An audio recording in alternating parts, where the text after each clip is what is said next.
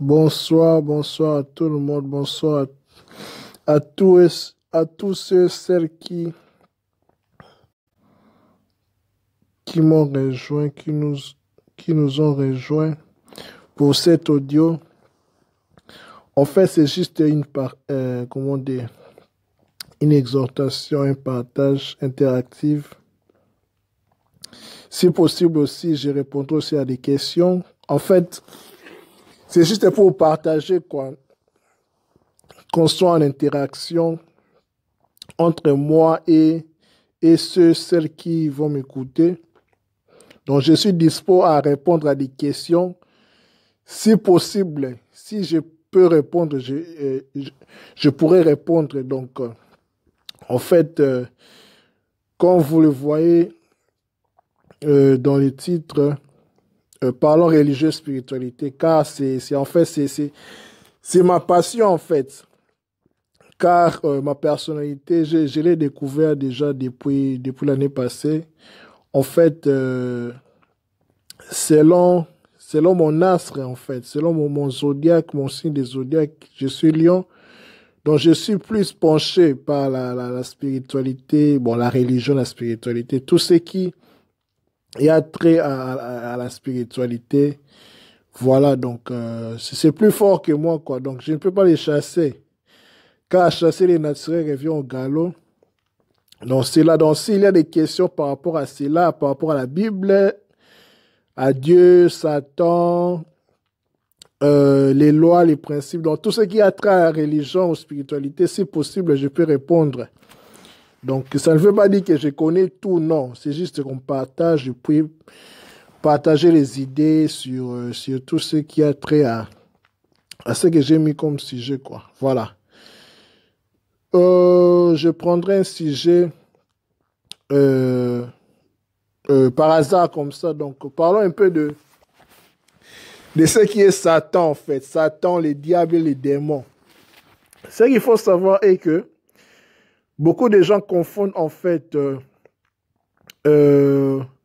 Bonsoir à tout le monde d'abord. Bonsoir à mon frère Philippe Akou, mon frère El Shaddai, ma soeur Osti, la Lycine et la nouvelle mariée, ma maman Lila Daron, mon frère Sam Matanoumai.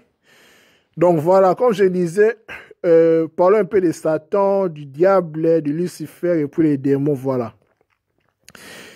Ce que nous devons savoir est que la spiritualité ou bien la religion est une en fait. Parce que toutes les religions, toutes les spiritualités sont communes. Mais les langages sont différents en fait. Je vais m'expliquer. Par exemple, dans le christianisme, quand on parle du Saint-Esprit, dans le judaïsme, on parle, bonsoir mon frère Bidjon de Jésus. Quand dans le christianisme, on parle du Saint-Esprit. Mais dans le judaïsme, on parle de la Shekinah. Vous voyez, parce que beaucoup de pasteurs, en fait, parlent de la Shekinah. Mais ils ignorent que la Shekinah, c'est un terme hébreu, en fait. C'est un terme kabbalistique. Bonsoir, mon frère Rabbi Eloa. Shekinah, c'est un terme kabbalistique. Donc, quand on parle de la Kabbale, on fait très directement à l'hébreu. On ne peut pas parler de la Kabbale sans parler de l'hébreu. Parce que c'est la tradition juive. Donc, c'est... Bonsoir, mon frère Lenga Kedjoun. Parce que quand on parle de la tradition juive, c'est comme l'ère Kindoki, en fait. C'est l'ère Bokoko.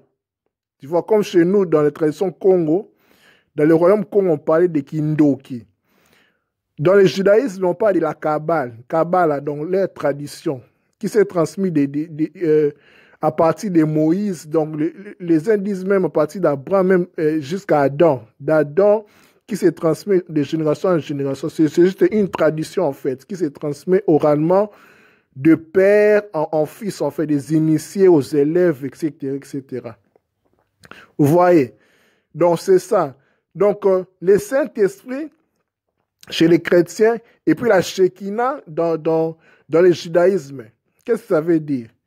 En fait, le Saint-Esprit, ce qu'il faut comprendre est que, équivalent à la Shekinah, ça veut dire la présence de Dieu. Vous voyez? Donc, en fait, c'est l'aptitude, en fait, de voir Dieu dans tous les confins de la création. Donc, tout ce que vous voyez dans la création, dans la nature, est empreint de la nature de Dieu, à l'empreinte de Dieu, en fait. Donc, en voyant, par exemple, une personne ou bien un animal, quoi qu'il soit, donc, tout ce qui a trait à la nature, à la création, tout ce qui a trait à ce que Dieu a créé, est empreint de la nature de Dieu, en fait. C'est ce qu'on appelle la Shekinah. Donc, voir Dieu partout. Voir Dieu partout, voir Dieu partout. C'est ça, en fait, la Shekinah. C'est ça, en fait, le Saint-Esprit, en fait. Donc, vous voyez. Donc, que les chrétiens, en fait, ne se considèrent pas comme ayant la science un fils de Dieu pour dire que c'est nous qui connaissons Dieu, pas les autres. Non. Il faut faire la part des choses. Donc, comme je l'ai dit, la spiritualité, les religions sont communes, en fait, mais les langages se diffèrent. Vous voyez? Donc, en fait, c'est ça. Autre chose aussi, je l'ai abordé sur mon mur de Facebook. J'ai parlé de démons, en fait. J'ai dit autrefois que l'homme, l'être humain est capable d'engendrer les démons, de créer les démons, en fait. Ben, j'ai remarqué que beaucoup ne m'ont pas compris, mais je vais m'expliquer. Ce qu'il faut savoir est que, merci beaucoup mon frère, ce qu'il faut savoir est que il y a ce qu'on appelle les hiérarchies de gauche, c'est-à-dire les anges déchus, ce qu'on appelle les anges déchus. Dans les un tiers des anges qui ont été entraînés par la quête du dragon, en fait, dont par l'Apocalypse 12, vaincus par l'archange Michael, en fait. Il y a les entités, comme je l'ai dit, les hiérarchies de gauche. Et sont comment dire, les démons, en fait, les anges déchus qui sont déjà dans les airs, dans les eaux, dans la terre, dans tous les confins de la création. Ils sont tombés là, ils sont un tiers en fait. Et il y a des démons, en fait, des entités que l'homme, que l'être humain lui-même crée. Voilà. Comme l'a dit Yalen Otungu. Donc, l'homme crée des démons. Pourquoi? Parce que l'homme, quand je dis l'homme, en fait, je dis l'homme et la femme, en fait. Donc, je dis l'homme H majuscule. Donc, l'homme étant la créature de Dieu, et lui-même aussi créateur, parce qu'il a été créé à l'image et à la ressemblance de Dieu. Bon, des Elohim. Bon, quand je parle des Elohim, je parle automatiquement de Dieu. Parce que Elohim, en fait, ça veut dire Dieu étant créature, eux-mêmes aussi créés par Dieu, le créateur. Donc, l'homme étant créateur comme les dieux, crée aussi des démons, des entités. Comment? Par la pensée. De la même façon dont Dieu amène en existence ce qui n'existait pas, de la même façon aussi, l'homme amène à l'existence ce qui n'existait pas par la pensée. Vous voyez? Donc, par exemple, les maris de nuit et les femmes de nuit. Les maris et les femmes de nuit, ça va étonner beaucoup de personnes, mais les maris et les femmes de nuit sont créés aussi par des hommes. Comment? Par nos pensées perverses. Vous voyez? Par nos pensées perverses. Parce que nous avons le pouvoir de créer des choses. Nous avons même le pouvoir plus que même Satan, plus que même le diable. Mais l'homme s'ignore lui-même parce que nous sommes de Dieu. C'est pour cela Satan, en fait, le serpent, a jalousé l'homme, en fait. Vous voyez donc, l'homme comme dirait quelqu'un, l'homme est une poussière précieuse. Vous voyez? Donc, l'homme, c'est pour cela même, le diable le dit même, je pense, dans Psaume, il dit, qui est l'homme, en fait, pour que tu lui fasses cas. Donc, pour que Dieu le fasse cas, parce qu'il a été créé de la poussière, en fait. Mais Satan, en fait, le diable, Lucifer, a été créé, selon Ézéchiel 28, avec des pierres précieuses. Vous voyez?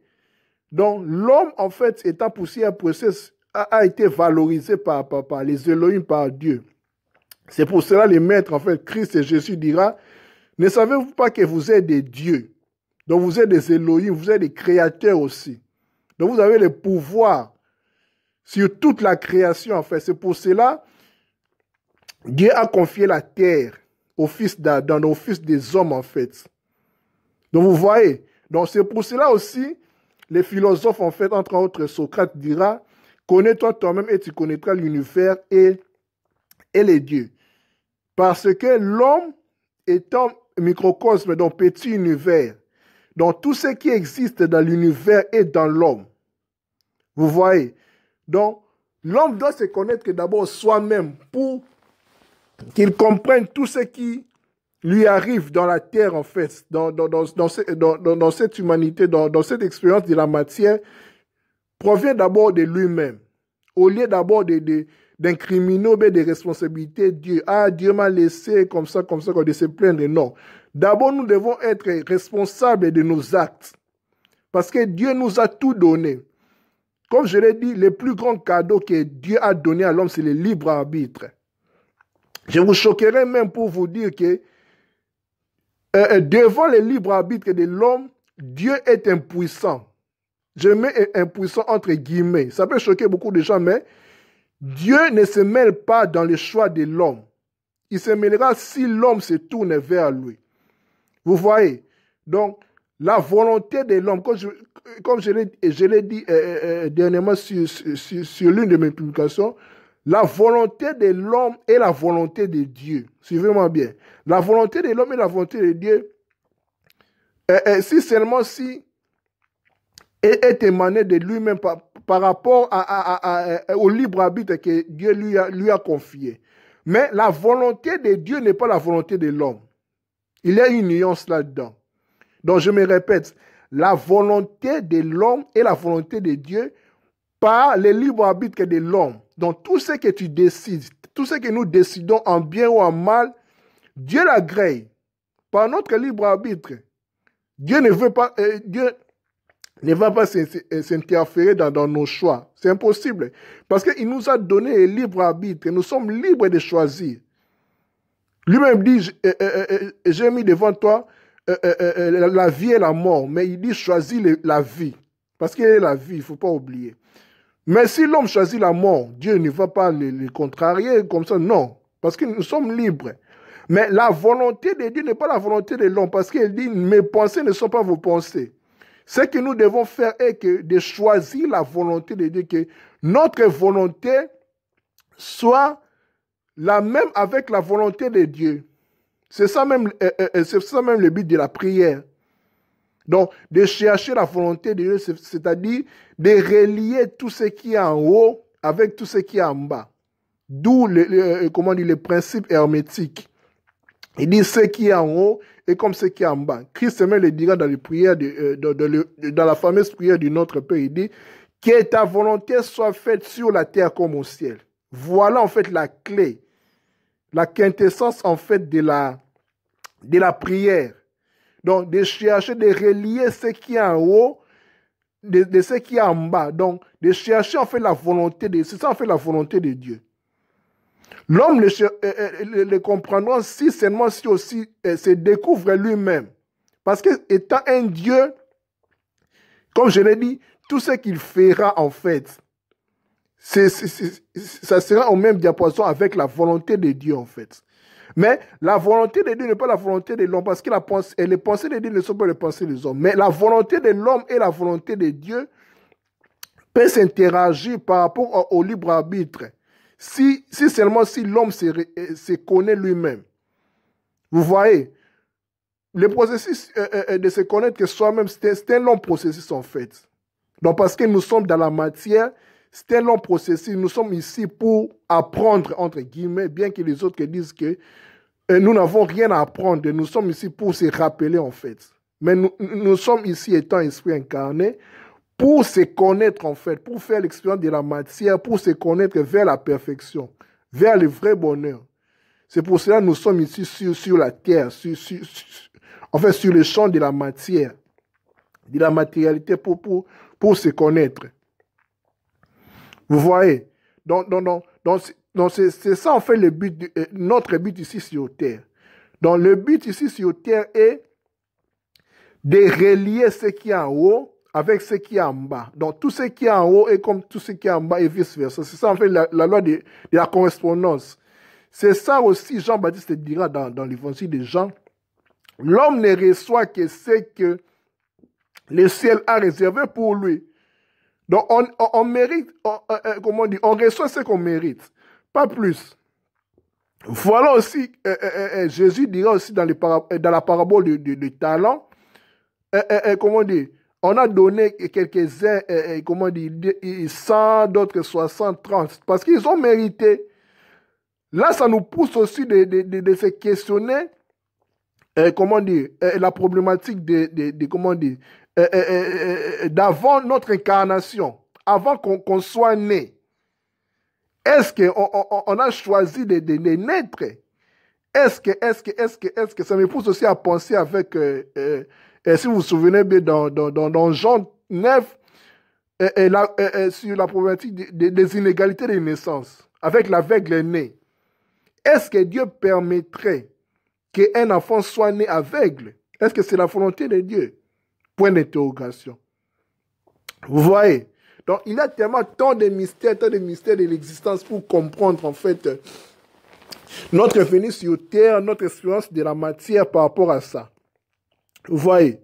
Pendant que je parle, s'il y a des questions, vous pouvez poser les questions. En fait, c'est juste pour partager, interagir. Donc, je ne possède pas une science infuse que je connais plus que vous. Non, c'est juste pour partager des sujets, en fait, divers sur la spiritualité et la religion. Vous voyez? Donc, pour revenir à la création des démons, donc l'homme est un puissant créateur des démons. Donc, beaucoup de démons, en fait, des entités maléfiques négatives, c'est l'homme qui les a créés, en fait. Par exemple, ça peut paraître banal au Congo avec l'affaire Guégué, dont ça fait beaucoup de polémiques avec, comment dire, le pasteur chantre Moïse Mbie. Il a chanté, sort au nom de Guégué, tout ça, mais personnellement, moi je ne connais pas Guégué, j'ai écouté Jésus, mais ça fait couler beaucoup d'encre, il a parlé Guégué. Bon, quoi qu'il en soit, Guégué. Ok, les Congolais ne savent pas qu'ils ont créé un démon du nom de Guégué. Vous voyez, ça restait comme ça. Ça restait comme ça, Guégué. C'est pour cela, quand tu parles de Guégué, tout le monde s'effraie. Tout le monde s'effraie. Guégué. Pourquoi? Parce que nous l'avons créé par notre conscience collective. Notre conscience collective a créé Guégué. Donc, ton boti Guégué, en fait, par nos pensées.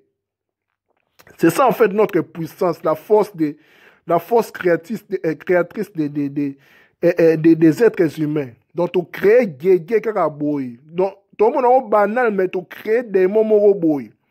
C'est pour cela, quand tu parles du nom de Guégué, hey, pasteur Guégué, Guégué. Oui, on a créé Guégué. Sans le savoir, par notre conscience collective. Vous voyez? Parce que même Christ même l'a dit. Et là où 2 ou 3 se rassemblent à mon nom, je suis là. Donc, c'est en fait la puissance. Donc, c'est pour cela même la Bible dit, si 2 personnes se réunissent pour demander quelque chose, ils vont les recevoir. Parce que c'est la force. Comme on dit, comme les Belges le disent, l'union fait la force. Exactement avec la conscience collective. On peut créer des entités positives comme négatives. Vous voyez? Donc, les Congolais, les chrétiens congolais, disons ça ainsi, on a créé Guégué. Donc, on crée Guégué. Banalement, quand on a Atikali peut démon ou Atikali. Tu vois, Atikali peut. Mais, ce qui est aussi magnifique avec ces choses-là, avec le temps, 5 ans, 10 ans, 20 ans, Guégué en démon, on peut libérer tout pays. C'est possible. Comment? Par la conscience collective. Tu vois, de la même manière que les Congolais ont créé Guégué, les démons Guégué, de la même manière aussi par l'oubli, par la conscience collective, nous l'oublions aussi. C'est exactement avec les démons que l'Europe ont créés, avec ce qu'on appelle les boucs de sabbat, tout ça, les démons créés au Moyen-Âge. Mais maintenant, ils n'existent plus. Vous voyez? Donc, l'homme a la capacité de créer et de défaire et de détruire par, par l'individualité, aussi par la conscience collective. Vous voyez? Donc c'est par rapport à ça. Donc, l'homme a le pouvoir de créer. Parce que pour créer, il faut avoir, comment dire, c'est un principe spirituel en fait. C'est une loi spirituelle. Pour créer une chose, pour faire naître une chose, nous avons besoin du principe mâle et du principe femelle. Avec la création des démons, par exemple, le principe mâle, c'est la volonté et le principe femelle, c'est l'imagination. Vous voyez? Donc, ce n'est que par la volonté, le vouloir et notre imagination qu'on parvient à créer une chose, une entité en fait. Donc c'est exactement ça. Parce qu'en nous, en l'homme, qu'il soit homme ou femme, il y a le principe mâle et femelle. Le principe mâle, ça veut dire en fait, c'est souvenir. Donc, c'est souvenir en fait, penser à quelque chose. Donc, une volonté en fait, une volonté de faire naître, de faire, comment dire, de faire pousser quelque chose à l'existence. Et puis, la femelle, en fait, c'est cette entité, en fait, qui signifie, en fait, les trous ou bien les réceptacles, la réceptivité, en fait. C'est comme une vase. Donc, le mâle, en pensant, il inculque, en fait, à la femelle une idée dont la femelle reçoit, en fait. Vous voyez? C'est par là, maintenant, ça crée quelque chose, exactement avec la grossesse. Donc, l'homme, en fait, le mâle, le principe mâle, donne la sémence à la femelle et la femelle la reçoit. Et puis, après 9 mois, donc, qui est le signe de l'accomplissement, les chiffres 9, et puis il y a l'enfant, donc, ou bien l'entité, qui naît exactement avec l'homme, avec nous. C'est comme ça nous créons, en fait. C'est comme ça nous créons. C'est comme ça nous imaginons, en fait. Je vais vous donner mon témoignage, en fait, de mon livre. Mon livre qui est apparu en 2016, en avril. En fait, c'était juste une idée comme ça, quoi. Avant que mon livre apparaisse, je le visualisais déjà, quoi. Je le voyais déjà en moi. Donc, sur moi, quoi. Donc, je voyais déjà mon livre déjà en le visualisant comme ça. Là, c'était avant 2016 parce que mon livre est sorti en avril 2016. Je voyais déjà mon livre comme ça. Je le voyais. Qu'est-ce qui a fait que mon livre sorte? C'est par ma volonté et mon imagination, en fait. Donc, c'est le principe mâle et le principe femelle qui a fait naître mon livre. C'est le principe de la visualisation, en fait. Bon, les autres le diront aussi, loi de l'attraction. Exactement aussi, parce que en nous, nous avons des forces magnétiques. Donc, l'homme en fait, l'être humain est une puissance dont il ignore, en fait. Donc, nous sommes plus puissants, même plus que les diables. Même les diables nous-mêmes le savent. C'est pour cela qu'on dit que nous sommes un petit univers. Donc, tout ce qui est dans le monde, dans l'univers, réside dans l'être humain.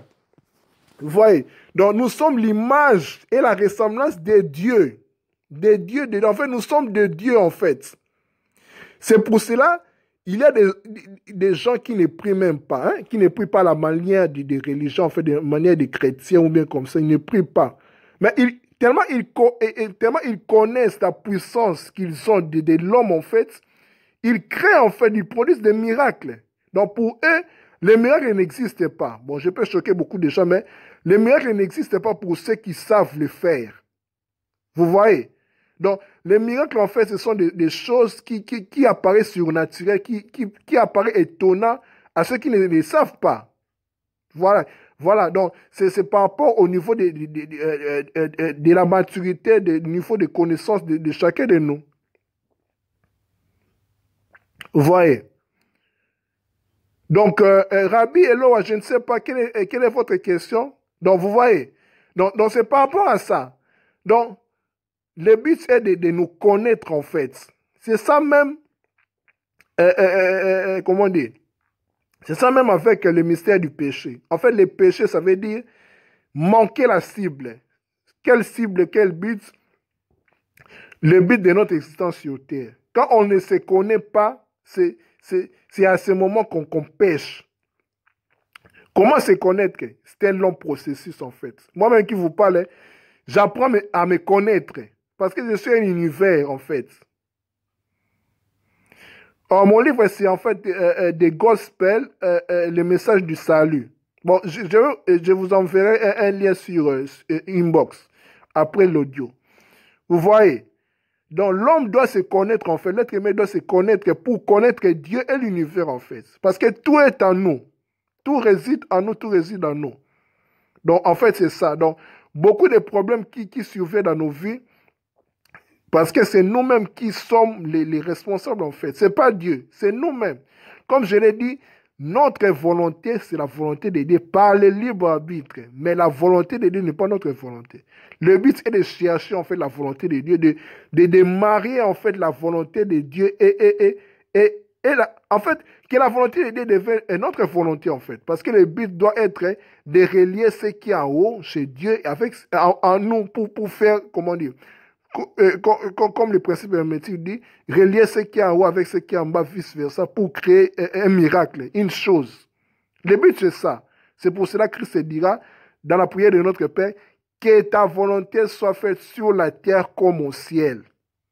Donc, nous recevons que ce que le ciel nous réserve, pas plus. Nous recevons que ce que nous méritons, pas plus. Vous voyez?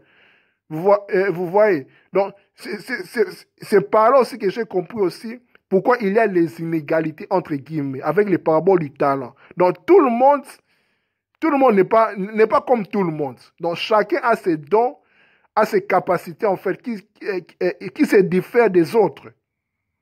Vous voyez? Voilà exactement fusionner. En fait, c'est ça. C'est ça aussi même le mystère de l'enlèvement. Donc, fusionner. Donc, quand le royaume de Dieu, qui est un état de conscience élevé, sera dans le monde, en fait, sur la terre, c'est par là même Christ apparaîtra. Les gens pensent que Christ viendra comme ça. Non. Nous nous trompons, en fait. C'est un état de conscience. Donc, Christ viendra par, si notre volonté, en fait, notre aspiration du royaume de Dieu, en fait, de sa venue ici, et se corrobore, en fait, se marie avec la volonté de Dieu, par notre désir, c'est par là que Christ apparaîtra en nous. En fait, c'est ça, ça passera en nous, en fait. Beaucoup pensent enlèvement, non, c'est pas ça. Ça passera en nous, en fait. Bon, ce sont des choses, en fait, difficiles pour cerner ça, mais je ferme la parenthèse parce que je ne veux pas choquer beaucoup de gens, parce que tellement c'est chaud, beaucoup de gens ont leurs croyances en pensant tout ça, mais il faut savoir que la Bible est un livre purement spirituel. Trop d'allégories là-dedans, parce que ceux qui ont écrit la Bible sont des initiés, ne sont pas des personnes comme nous. Vous voyez?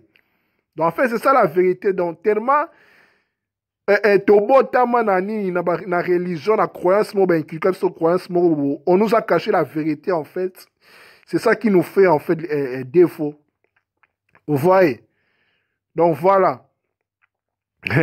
S'il y a d'autres questions, nous pouvons aborder sur ça aussi. Et puis sur Satan, parlons de Satan. En fait, ce qu'il faut savoir, Satan vient de l'hébreu Shaitan. Shaitan en arabe, tout ça, Shaitan, tout ça, qui veut dire simplement adversaire. Satan veut dire adversaire. Donc, Satan, c'est un non-fonction. Donc, tout le monde peut jouer le rôle de Satan. Vous voyez, je vous donne un exemple. Quand Christ a dit, quand Jésus a dit à Pierre, quand Jésus a dit en fait qu'il mourra en fait, qu'il mourra, mais Pierre a dit que non, tu ne mourras pas. Et puis Jésus le réprimande, il dit, arrière de moi Satan. Ça ne veut pas dire que Pierre était Satan, non. C'était l'entité, l'esprit qui était en lui, en Pierre.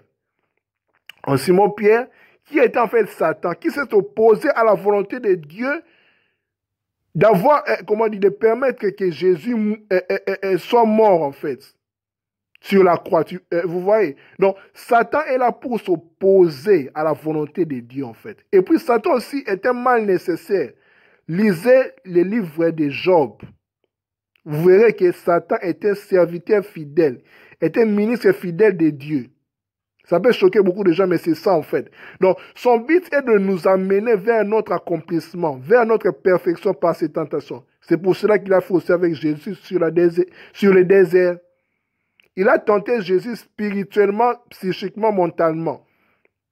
Vous voyez, ça n'a pas été que Jésus, il a amené Jésus sur le désert, tout ça sur la montagne. Est-ce que dans un désert, vous avez déjà vu une montagne? Répondez-moi, je ne sais pas quoi. Est-ce qu'il existe une montagne dans le désert? Non. C'était une façon en fait de dire, en fait, c'était en fait spirituellement la tentation du serpent, en fait, de Satan sur Jésus dans le désert, en fait, c'était juste spirituel, c'était juste au niveau de ses pensées, en fait. Vous voyez? Parce que le diable attaque l'inconscient, en fait, attaque nos pensées. Pour dominer quelqu'un, physiquement comme ça, il faut le dominer d'abord spirituellement, psychiquement d'abord, psychologiquement. Vous voyez?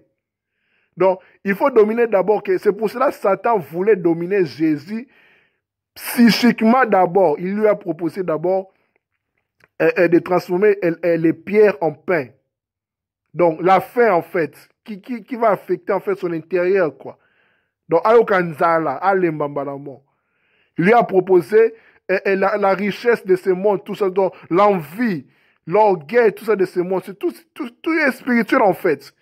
Donc, dès que le diable, en fait, le serpent, aurait réussi, en fait, de tenter, en fait, Jésus, et puis directement, extérieurement, il aurait pris, en fait.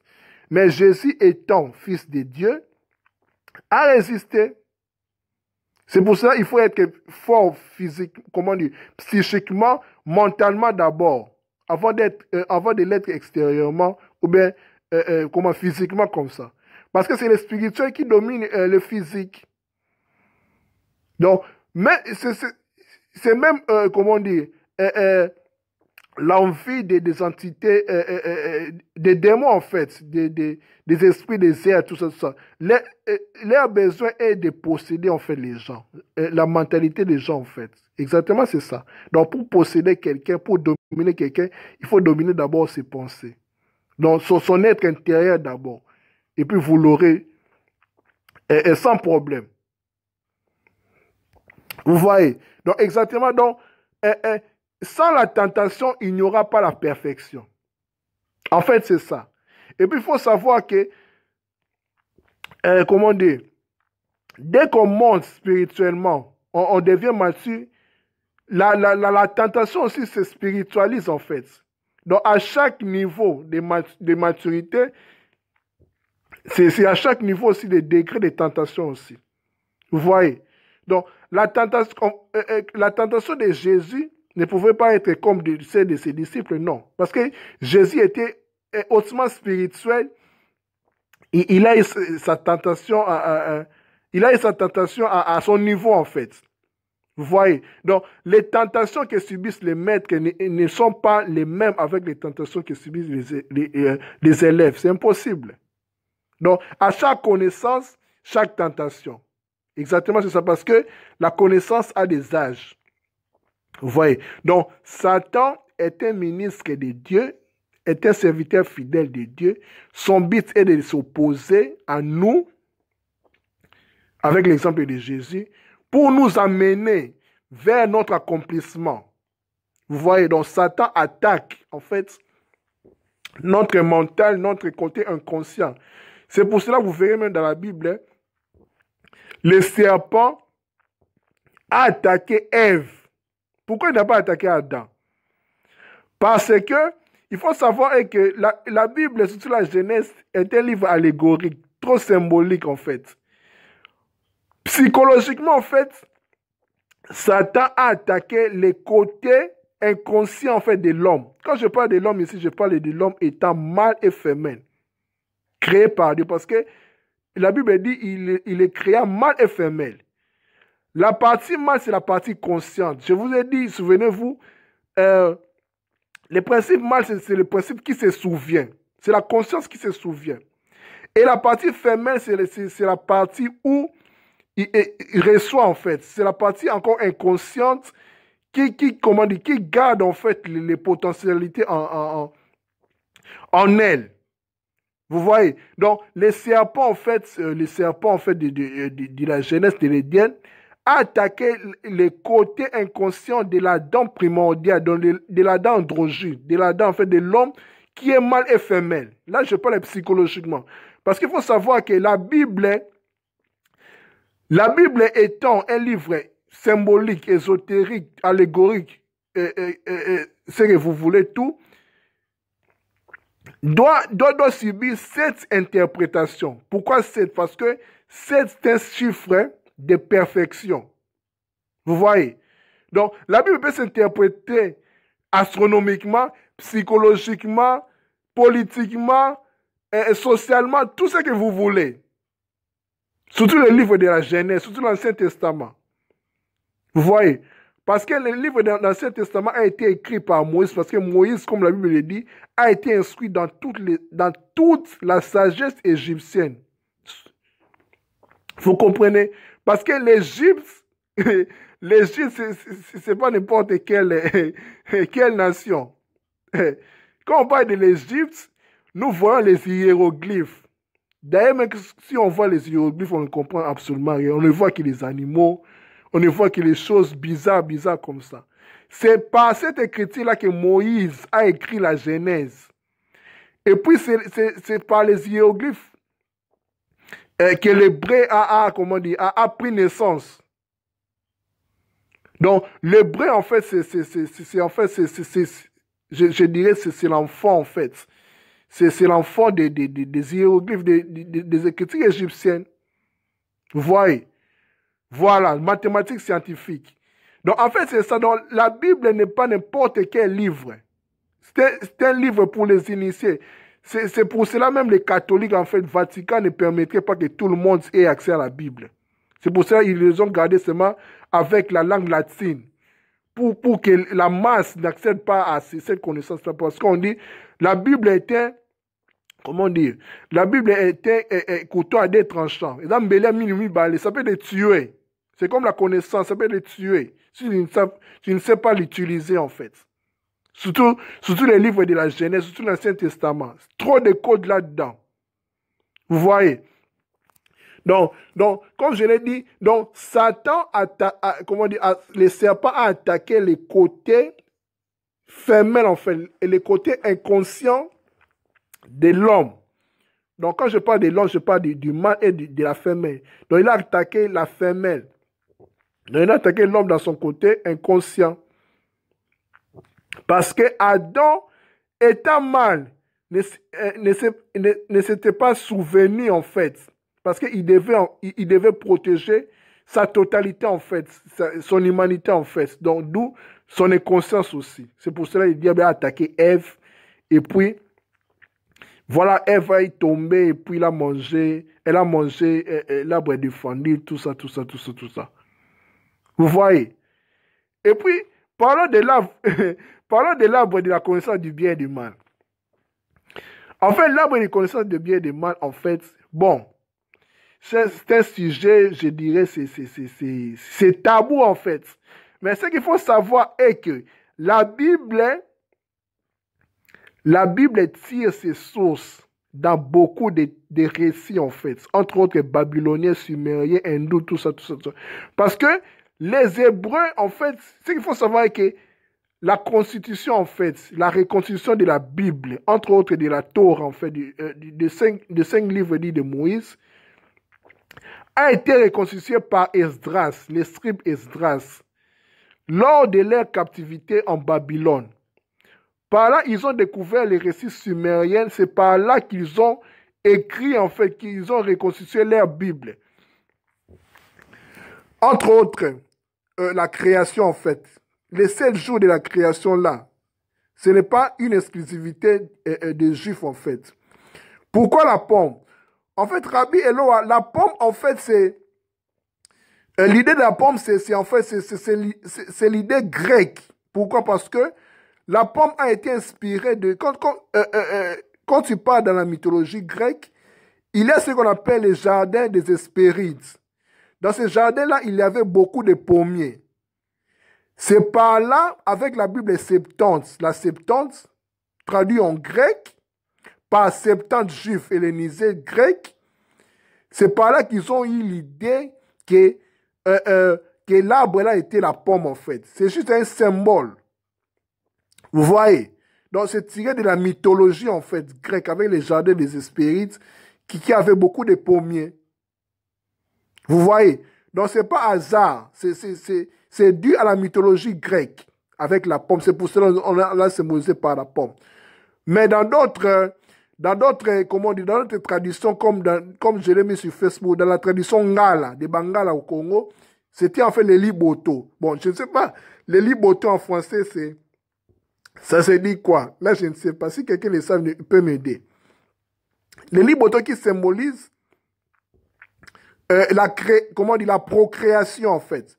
C'est pour cela, dans beaucoup de traditions, si ce n'est pas en fait la majorité, l'arbre, le fruit défini à la connaissance, c'était en fait le sexe.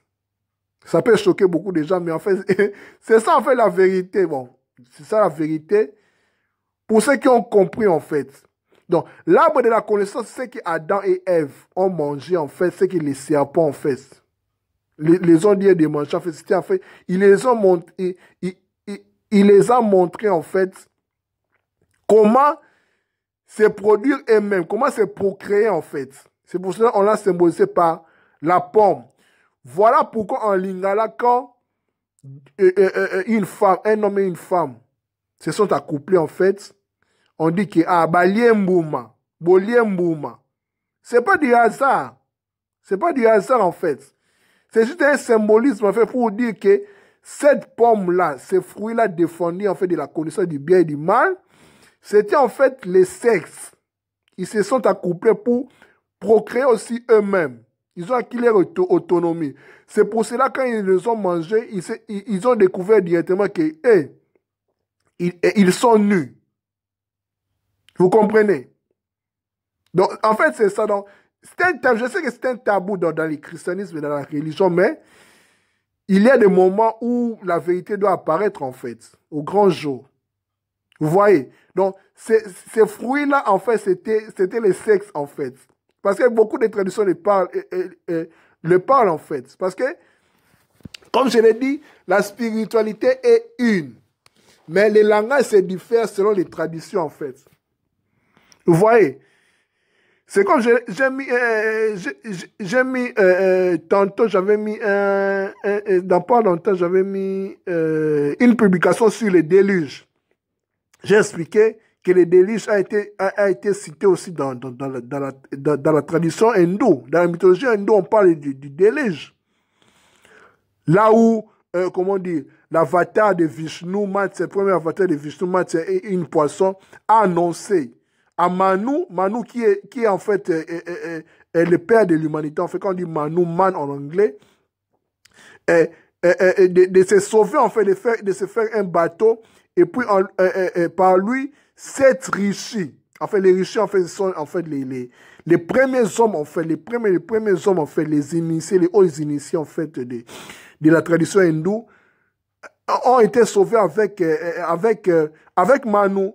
Voilà pourquoi dans la Bible, on parle de Noé avec 7 rescapés. C'est-à-dire Noé plus ses 3 enfants, plus sa femme, plus les 3 femmes de ses enfants.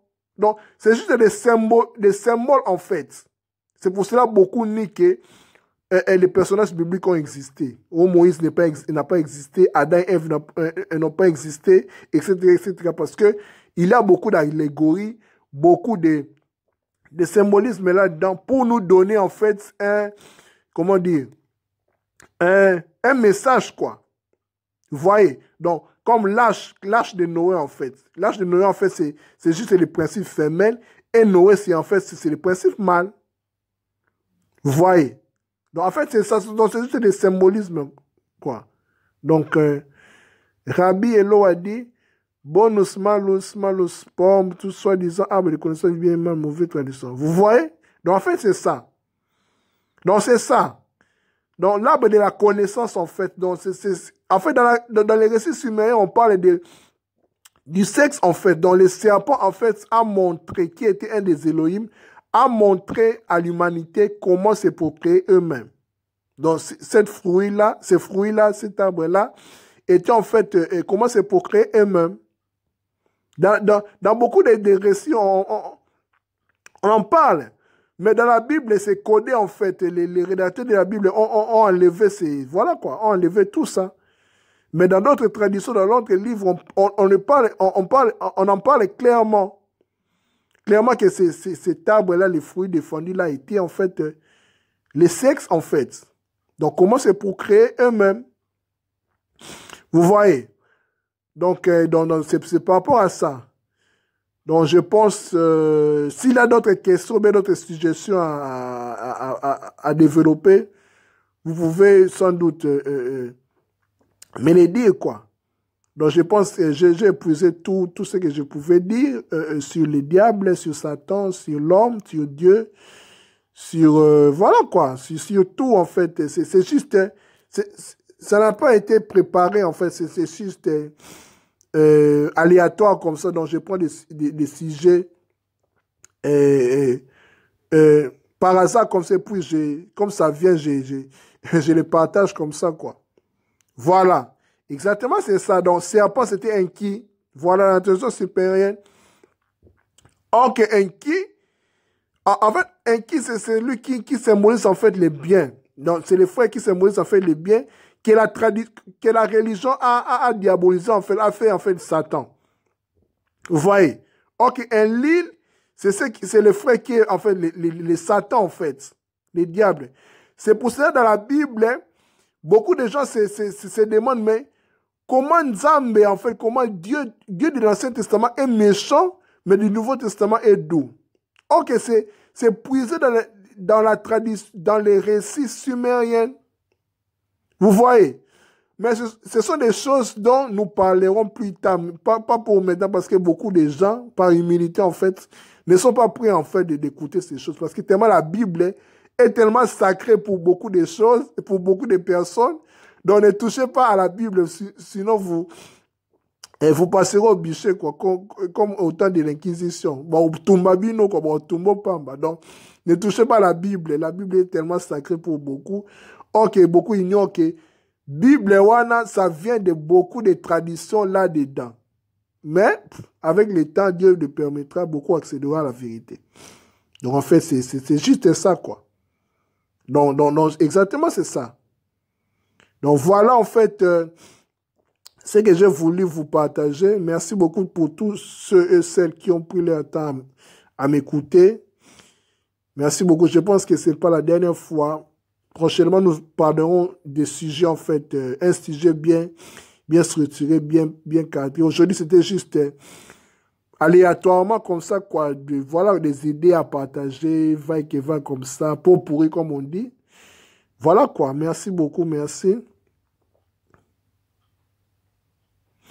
Oui, Rabbi, bon, Lilith, là, on parlera comme tellement, je ne maîtrise pas tellement sur le sujet de Lilith, là, mais je ferai des recherches et puis, dès que le temps le permet, nous allons parler sur Lilith. C'est un sujet aussi très, très glissant, aussi très tabou aussi dans la religion, comme le christianisme, etc.